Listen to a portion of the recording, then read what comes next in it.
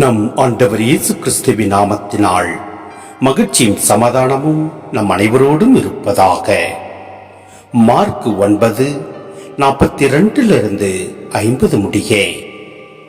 என் மீது நம்பிக்கை கொண்டுள்ள இச்சிறியோருள் எவரையாவது பாவத்தில் விழ செய்வருடைய கழுத்தில் ஓர் எந்திர கல்லை கட்டி கடலில் தள்ளிவிடுவதே அவர்களுக்கு நல்லது. உங்கள் கை உங்களை பாவத்தில் விழ செய்தால் அதை வெட்டி விடுங்கள். நீங்கள் இரு கையுடையவராய் அணையாத நெருப்புள்ள நரகத்துக்குள் தள்ளப்படுவதை விட கை ஊனமுற்றவராய் நிலை வாழ்வில் புகுவது உங்களுக்கு நல்லது. உங்கள் கால் உங்களை பாவத்தில் விழ செய்தால் அதை வெட்டி விடுங்கள். நீங்கள் இரு கால் உடையவராய் நரகத்தில் தள்ளப்படுவதை விட கால் ஊனமுற்றவராய் வாழ்வில் புகுவது உங்களுக்கு நல்லது. உங்கள் கண் உங்களை பாவத்தில் விழ செய்தால் அதை பிடுங்கி எரிந்து விடுங்கள்.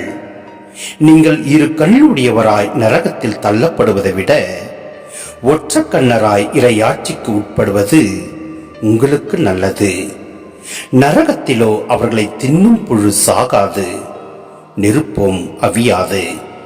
ஏனெனில் பழிப்பொருள் உப்பால் தூய்மையாக்கப்படுவது போல் ஒவ்வொருவரும் நெருப்பால் தூய்மையாக்கப்படுவர்.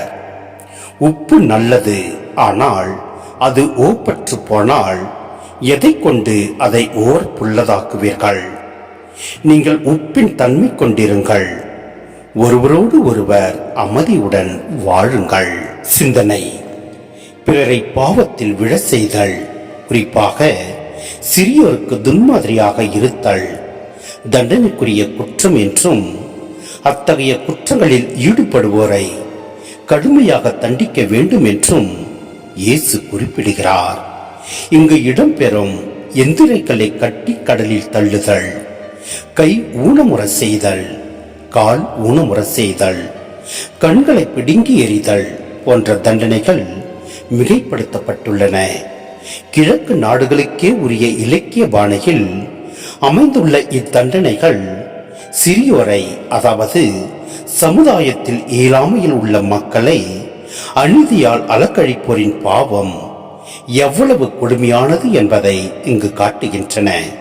எனவே தன்னைத்தான் நேசிப்பது போல பிறரையும் நேசி என்ற கட்டளைக்கிணங்க சமுதாயத்தில் இயலாமையில் உள்ள மக்களை, அதாவது சிறியோரை அநீதியால் அலக்கழிக்காமல் நம்மில் ஒருவராக நாம் காத்துக்கொள்வோம்.